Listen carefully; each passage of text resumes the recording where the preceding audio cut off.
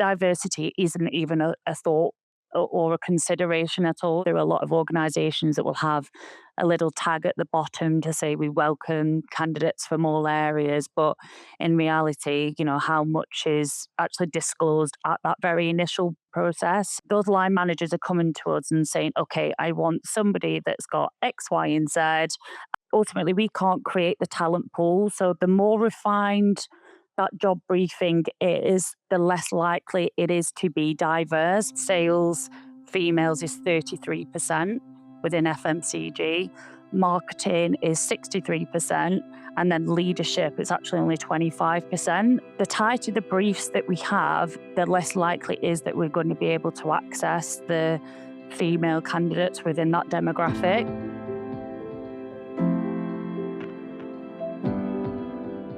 Welcome to the Tipple. I'm Rom, and you are in for an exciting episode. Today's guest sits at one of the most underrated seats in our industry. If you've ever wondered why shortlists look the way they do, or what actually has to change for that to shift, then you want to be listening to someone who builds those shortlists for a living. Today, I'm joined by Kayleigh Norcross from the Advocate Group. The Advocate Group is a top consumer product and FMCG recruitment agency. And we spend some time discussing bias, affinity, confirmation, and how much of it is unconscious. We talk about the importance of personalised feedback. Women are more reserved and they're more likely to take sidestep roles, particularly when they don't hit all of the things that are asked for on a job description. The best advice Kayleigh could share: believe in the skill set and experience you have. And as always, this is your regular reminder to make sure that you shout about your successes. Kayleigh, welcome to the Tipple. Thank you. Great to be on. Looking forward to the conversation. Me too. And I'm super excited that we're going to get into this space because you're probably one of the people in the industry that is speaking to so many people on a weekly basis. So if you reflect on the candidates that you spoke to last week, with everything that's going on around us in the world, what's the mood music like in the drinks industry right now? Yeah, I mean, the mood's quite selective at the moment.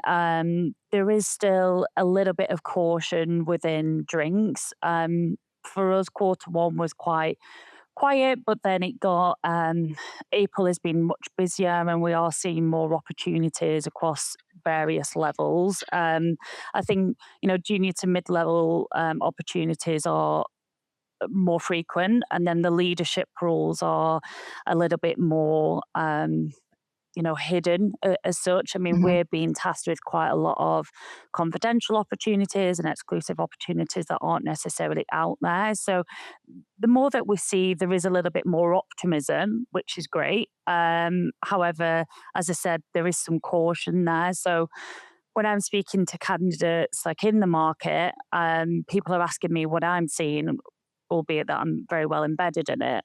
And now that we are seeing some, uplift within it, as I said, there's a bit of positivity there.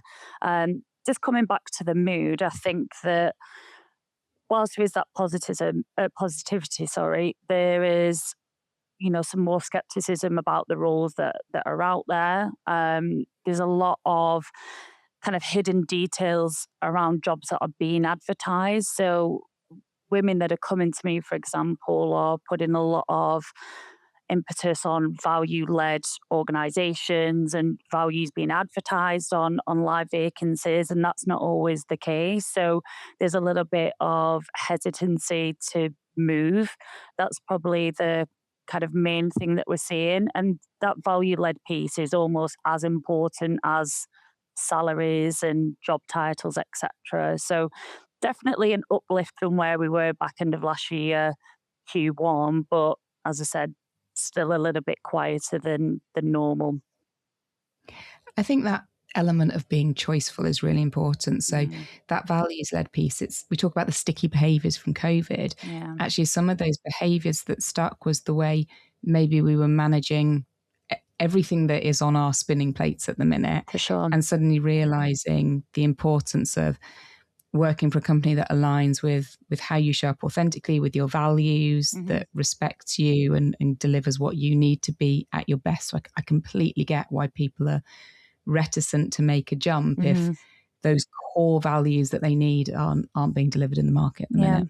And I think just from an advertisement perspective, like people will or clients will prioritize putting salaries if they do put salaries at all over standard benefits or inclusivity commitments, etc. I mean, you tend to see there are a lot of organizations that will have a little tag at the bottom to say we welcome candidates from all areas, but in reality, how much is actually disclosed at that very initial process. So you do tend to find that people aren't as committed to putting the hat in the ring if they're not entirely sure what that means with culture and the benefits piece being so important to applicants.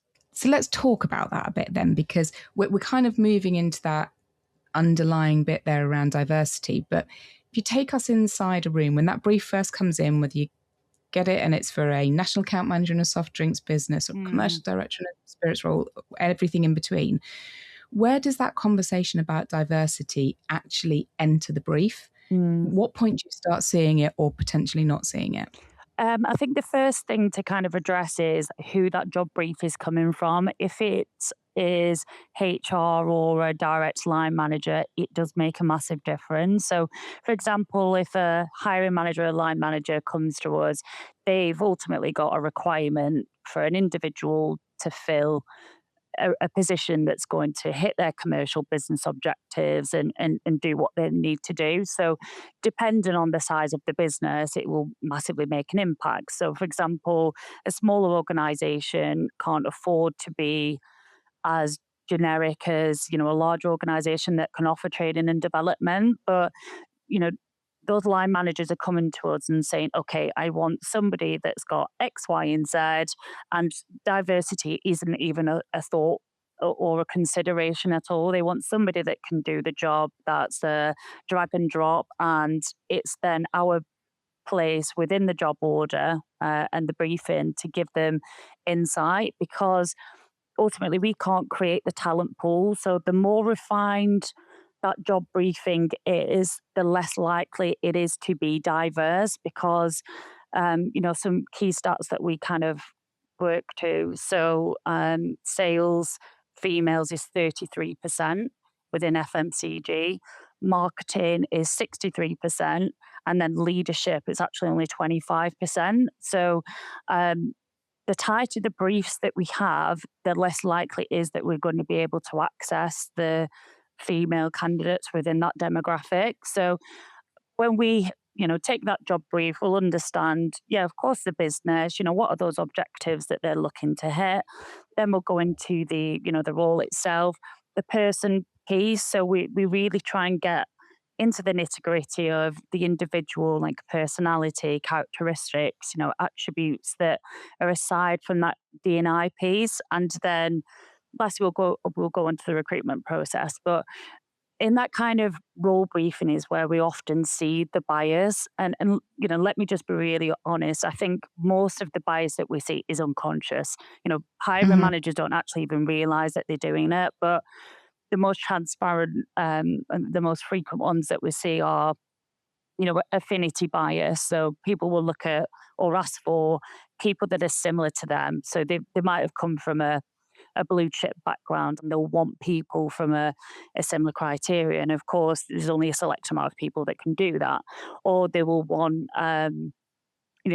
confirmation bias comes up pretty often as well. They'll look for something that confirms a belief that they have about a person from a specific background or a specific business. So that role briefing is probably where we see the conversations start, because they will come in with an idea of what they want, and it's for us to then say, okay, well, if we widen it to this criteria and if we look at these candidates with this transferable skills, then we know that's going to widen the talent pool and ultimately access candidates from more of a diverse background. And you can kind of do that in a sensitive way, right? You don't need to kind of say, right, okay, well, in order to get a more diverse background, in order to get more females, in order to get, hit another demographic that they're aiming to, it's more just a soft kind of education around what the right people would look like to get into that role. So that's when it often starts. And I think the interview process as well, as I said, the kind of standard, start where people make a judgment on first impressions in the first 10 seconds. Yeah. That happens a lot. And then again, that's where the confirmation bias comes in because they've made an assessment in the first 10 seconds and then they're like, oh, I'm not quite sure I like the look of them. And it's a re education piece. So we'll take feedback from the candidate and from the client, relay that and make sure that if there's any objections that we think is within that, bias piece, that we're consultatively directing around that. So that's probably the initial parts. And then there's obviously generic, wider conversations that we have with, HR and senior leadership about D&I initiatives and committees. And that's probably more where it's implemented before we even go to market with a live hire. But from a process perspective, it starts right at the beginning with a job briefing. Yeah. And that's the real challenge because often, and I've heard it a lot throughout my career, that the talent isn't out there. Mm, The talent is out there. We might not be looking in the right place because the job advert might not be worded in an inclusive way, or we might not be using the right places to place the job advert right the way through to the selection criteria, to the interview.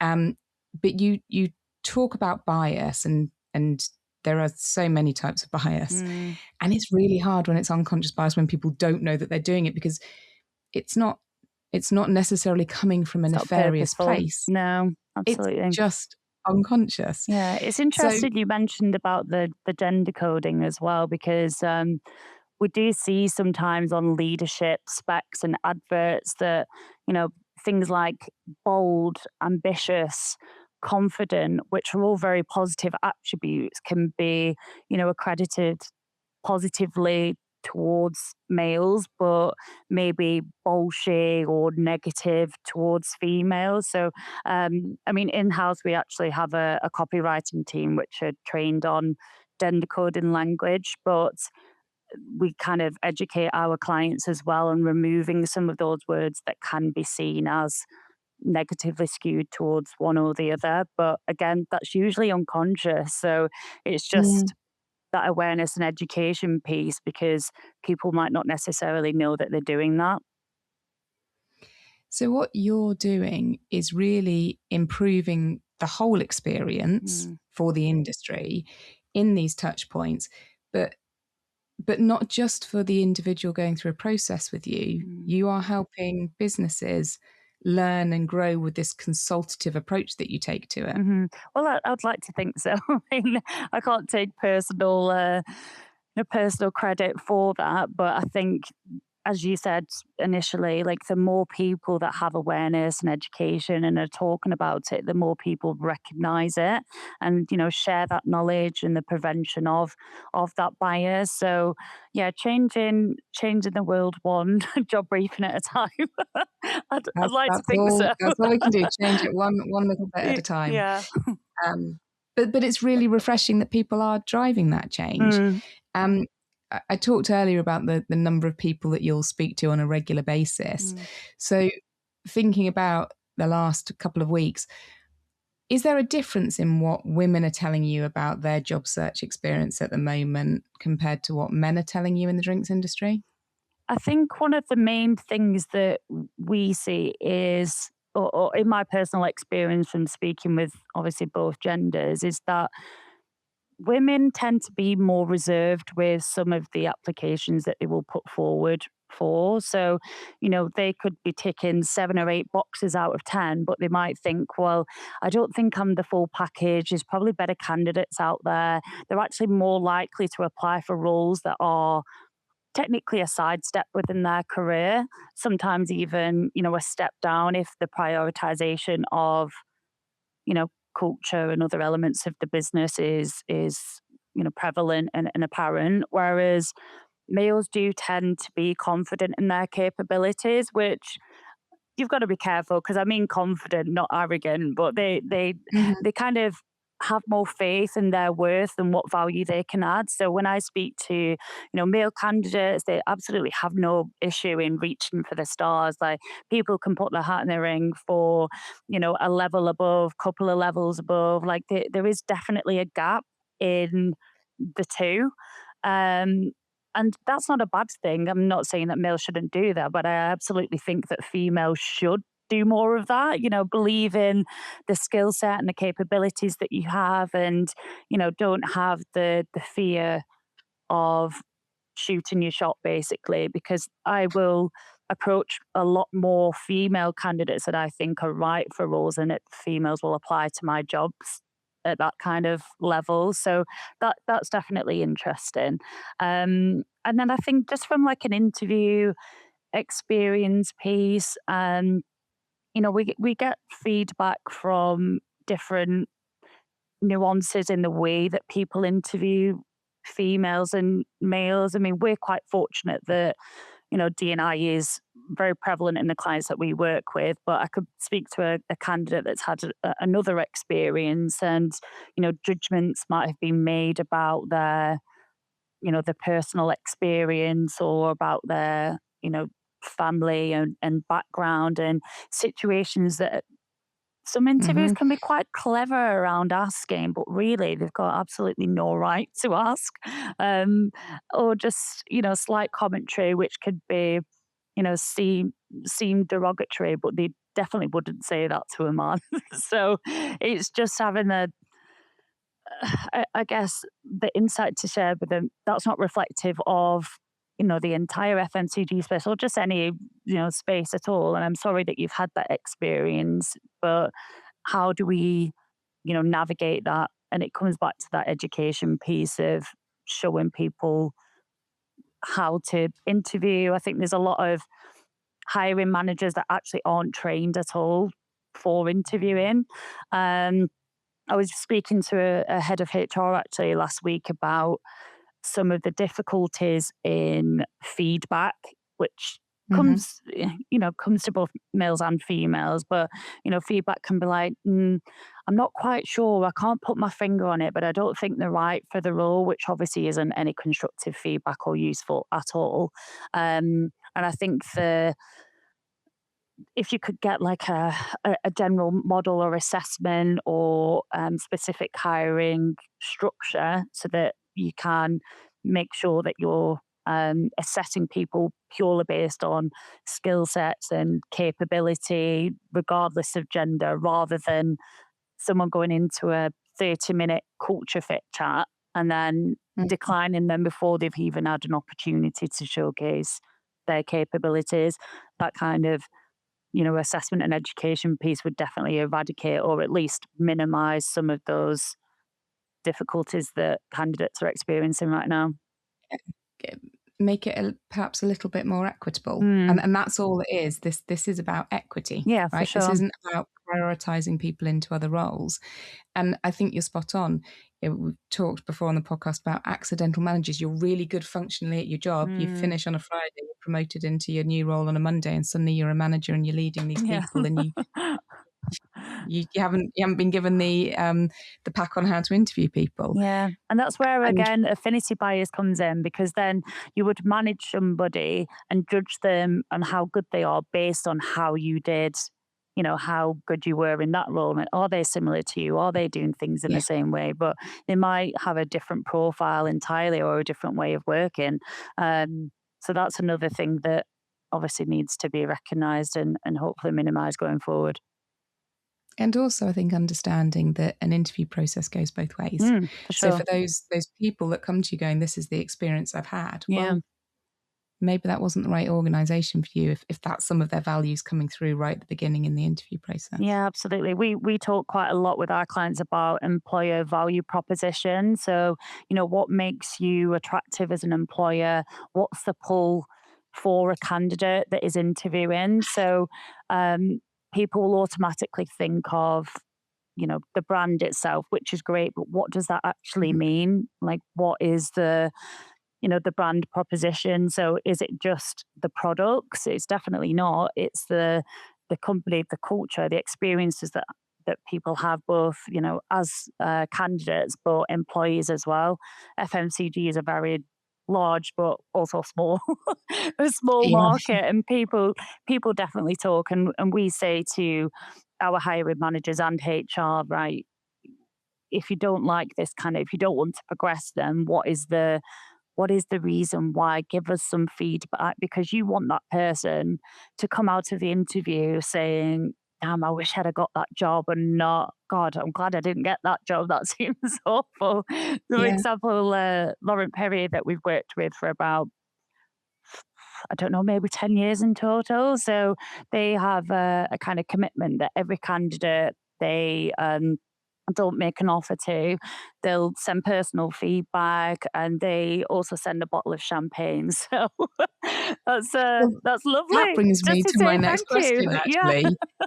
They may or may not be your answer, but Okay. it's really easy to talk about all the things that may not be going as well as they can, but Mm. who's doing it right at the minute? Are there organisations that you would go, "Yep, they're doing it brilliantly right now"? I think it's really difficult to pick out one, but there's a couple of organisations that do have the commitments from a D&I committee, the workshops, the external training education. Denon are a client, they very much put impetus on that. Monster Energy are one of our core clients that absolutely champion women and leadership, and it's not a tick box exercise. It's a really deep dive into what can we do, how can we improve, speaking to women at all levels and understanding what do women want and how can we champion that, and take that on board. So those are two organisations, and William Grant as well. William Grant are absolutely fantastic. And I can't really pick out one person, because it's a group of people that are selective collectively working together to say, right, this is what we're doing to make changes and to really embody that in our business DNA. So yeah, I would say those are the three. So, for any women listening, or anybody, I suppose, who might feel a bit stuck, a bit overlooked, that perhaps the doors aren't opening or maybe are being Mm. closed, what practical advice would you give them right now? I think, first of all, if anyone's listening to this and they just want some, one-to-one advice, I'm absolutely happy to give that. Feel free to connect with me on LinkedIn. If you want to share a CV or LinkedIn profile, I think one of the easiest things for women to change, that is practical advice, is shout about your commercial wins and successes on LinkedIn, on your CV. We do find that women's CVs tend to shy away from bigging themselves up and having that confidence and talking about projects that they've led and talking about what difference that they've made. I mean, regardless of gender, a hiring manager or HR wants to see a CV and think, what can this person do for me in my organization that brings something that I don't have? So just, take the time to really look at what you're presenting to the world. What are you showcasing on LinkedIn? What is your personal brand on LinkedIn? Like, what are people looking at? And then that CV piece, as I said, going back to the confidence element, shout about the commercial wins and successes, and just position yourself in the best light possible, because there is absolutely some fantastic talent out there. It's just about showcasing who and what you are in the best way. And finally, Okay. if you're raising a glass right now, who or what are you raising it to? Okay, so I'm a massive admirer of Lucy Smith, who is the founder over at Narita Tequila. I've worked with Lucy before. I've met her quite a few times. Her products are absolutely unbelievable. And where she's been able to get to with her business journey, I think Narita's only been going about 5 years or so, but she's already had the likes of Vogue, Grazia, GQ championing the products, and she's got a phenomenal brand, and personally great. So yeah, I'd like to give a cheers to her. Kayleigh, thank you ever so much for joining us on the Tipple Thank you. today. An episode packed full of advice, and what a really kind, generous offer for people to connect with you and continue the conversation. Brilliant. Thank you. Thank you very much. Cheers. What an episode. And it just remains for me to remind you all about Raising the Glass's Career Connector. The Career Connector recognises that actually there is great talent out there. So let's stop saying that there isn't. What the Career Connector from Raising the Glass does is take the great jobs in the industry and make sure they're visible for the great people in the industry. If you've got a job you'd like to share, reach out to us at hello@raisingtheglass.co.uk. If you're interested in looking for jobs, maybe have a look at the Career Connector first. And if you want a bit of support, don't forget to sign up for our mentoring programme. If you want to connect and carry on the conversation, don't forget you can connect with Kayleigh on LinkedIn. She's there under Kayleigh Norcross. And if you want to find out more about the Advocate Group, it's www.advocate-group.co.uk. The drinks industry is full of founders building something meaningful, but too often the most purposeful ideas are the ones that struggle most to find their footing. That's exactly the gap Untapped exists to close, backing women-founded and underrepresented brands with the community, connections and platform they need to grow. And this brand is exactly that kind of idea that stops you in your tracks. Softy is a British barley drink, full-bodied, lightly sparkling, layered with botanicals, and built to sit naturally in any round, at any table, in any moment that calls for something grown up and considered. No alcohol, all the ritual, the satisfaction, and the pleasure of a proper drink. Remy Nicole, the founder, comes from a background in music and film, industries built on the power of expression, and she's brought that same conviction to Softy. As a mother of 2 boys, she's building a brand around a belief that softness is a strength, not a weakness. That staying in the round, present and connected is something worth celebrating rather than something that needs explaining. Because the evidence is clear. Social connection matters. For mental health, for happiness, for showing up in your own life. Softy won't solve that alone, but it can make staying in the round a little easier and a lot more satisfying. So go and find her and raise a Softy to that. That was Kayleigh Norcross, I was Rom, and this is the Tipple.